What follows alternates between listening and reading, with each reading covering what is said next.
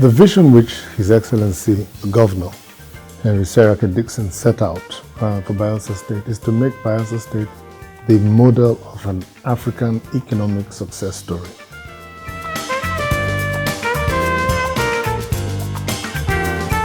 Well, the reason we're hosting it is quite simple. When we set out the vision which His Excellency laid out for us as a state, we had to ask ourselves a number of very important questions.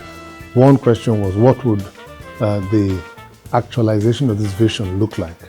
And two things stood out clearly to us. That one, we would have to have a situation where there was massive employment. And secondly, that there would be massive growth in the private sector enterprises, whether they're micro level enterprises or small scale enterprises or medium scale enterprises. There had to be a massive growth there, both in terms of employment, in terms of private sector growth. And when we said to ourselves that this is what the picture of success would look like, the next question for us was, what would we have to do to ensure we had massive employment and we also had a growth in the private sector? And that led us to industrialization. We came clearly to the realization that we had to industrialize the state economy. Now, in deciding to industrialize the state economy, the next question naturally was, okay, what areas are we going to focus on? What are the areas where we have competitive advantage? And we identified four major areas. One was oil and gas industrial activity, because Bayelsa State is a state that is, of course, known as an oil and gas producing state. Second area is power generation, because we have abundant gas in Bayelsa State. And clearly, power is something that we have a major shortfall of in the country. And so it made sense for us to attract power generating companies to come to the state and leverage on gas. The third area was agriculture, because we have oil palm production, we have rice production, for which the state has competitive advantage. And of course, the fourth area was we thought we would also attract light manufacturing if we have power generation. So with these four areas in mind, the natural thing was, how do we communicate to the wider world that there are certain benefits to investing in Bayelsa State? And this is what naturally led us to saying that we had to have a forum on a yearly basis where we communicate to the wider world the areas where we believe we have competitive advantage and the role we can play in partnership with the private sector to bring these things to pass. This is what gave birth to the Bayelsa State Investment and Economic Forum.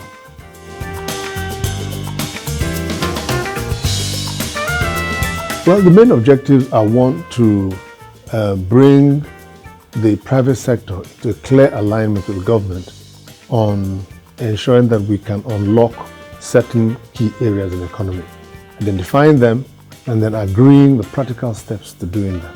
Two, we also want to communicate to the wider world a forum that allows for a proper conversation so that the private sector can also make known to us the areas where they feel we as a state government can better create an enabling environment. So one, it allows us to interact, collaborate with the private sector in order to ensure that certain areas are invested in by the private sector. And two, it allows us also to listen to the private sector and from that listening process do better what we ought to do as a state government.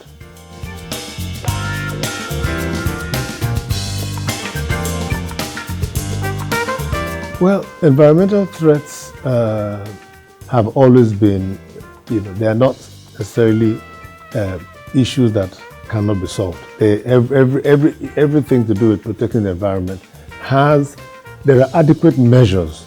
So industrialization cannot be put side by side and say, why industrialize if you're going to affect the environment? The question is, every economy needs to industrialize, because the industrialization process creates added value, creates different opportunities. We cannot continue as an economy that is just dependent on the sale of oil. We will continue in poverty. The rich countries of the world are all industrialized economies. And there's no reason why, as Nigerians or as Bayelsans or Niger Delta people, or if you want to even extend it further, as Africans, we should not be looking to be as wealthy, if not wealthier than our brethren from other parts of the world, from North America, from Europe, from Asia. This is the path every nation has gone through. Now, what, of course, we can learn from previous efforts at industrialization is to ensure that when we do, we have adequate measures in place to ensure that it does not have a negative impact on our environment. And for instance, that is why in promoting the eco-industrial park, we've added eco to our industrial park, because there's now a new global best practice promoting eco-industrial parks that have, waste management and have the protection of the environment as high on their agenda.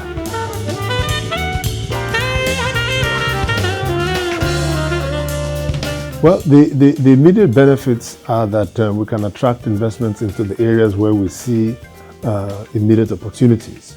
In the long term, it allows us to keep a very clear focus on ensuring that we achieve our goal of being Africa's model economy. So in the near term, we have investors some have signed MOUs with us from last year to do power generation. Some have signed MOUs with us in the areas of ICT, the pharmaceuticals. We need to help those companies come on stream in terms of what they want to achieve. And we have an MOU which we just recently signed with a company that wants to build a building industries market, a 5,000 building industries market.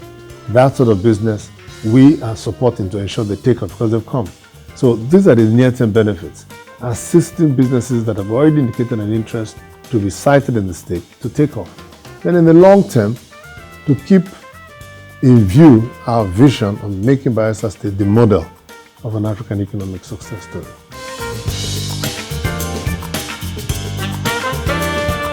Our primary areas of focus are driven, first of all, by where we have competitive advantage.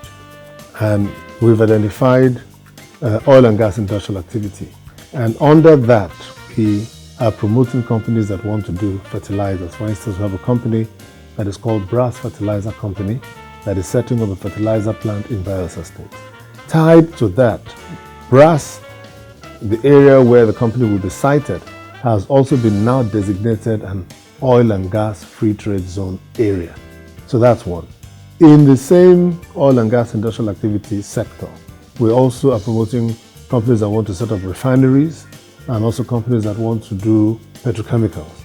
That's oil and gas industrial activity. Then when you come to power generation, because of abundant gas, we are promoting companies. There are a number of companies that are at various stages of kicking off their power generation business in Bayelsa State. And the reason they're coming is because of nearness, proximity to available gas. Third area for us is we have great potential in agriculture, and so for us it makes sense to unlock our potential in oil palm production and also in rice farming, because our weather is ideal. We've cultivated rice since the early 1960s. Rice has been cultivated in Bayelsa State, and oil palm as well. Bayelsa State was actually known for oil palm production before oil, from the colonial era before oil. So these are the areas where we are strong. And then lastly, we want to attract businesses to come and set up various kinds of manufacturing, from things like manufacturing, glass manufacturing, because we have a lot of the raw materials that are inputs for glass manufacturing. And also because with regular power supply, one key cost for any manufacturing company has been dealt with by being sited in Bayelsa State. And I must add that one of the focus areas for this year's investment forum is growing the young Bayelsa entrepreneurs. We're very, very keen on that, because we have an army of young men and women who many times find it difficult to get jobs today. And one of the things which we are focused on is saying, don't look for a job when perhaps you can create the job. So we're getting people to shift their mindset from looking for a job to recognizing that they perhaps have what it takes to set up their own businesses and become employers of labor themselves. On the first day of the forum, this is a key focus.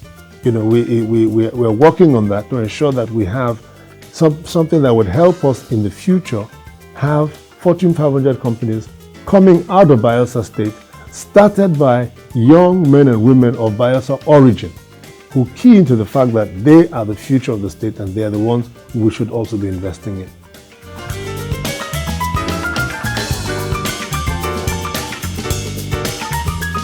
We are seeking investors who are Bayelsans themselves, who are doing business outside the state, to look at the areas which we're focused on and take advantage of them. We're seeking investors from the wider Niger Delta because of proximity to Bayelsa. We're seeking investors from across Nigeria because one of the things we want to do is promote a sense of unity in the country and get people to realize that, look, you can be, I was having a conversation with one of the Dantata companies. I met one of the gentlemen at some investment forum, and he was into major chicken farming. And I said, come and set up in Bayelsa State. And why was I saying so? Because I thought, look, if you're a serious and genuine businessman, why not? You can do the same thing in Bayelsa State, and you now tell us what we need to put in place for you to succeed. So that's an example. And of course, international investors can come from everywhere. So we have no real preference. If we were to define the preference will be defined in terms of the type of person, not even so much their nationality. We want people who are committed to doing what they want to do. Because when you're committed and you have a clear expertise in an area, then it will succeed. So we don't want people who are just perhaps coming to see what they can experiment with.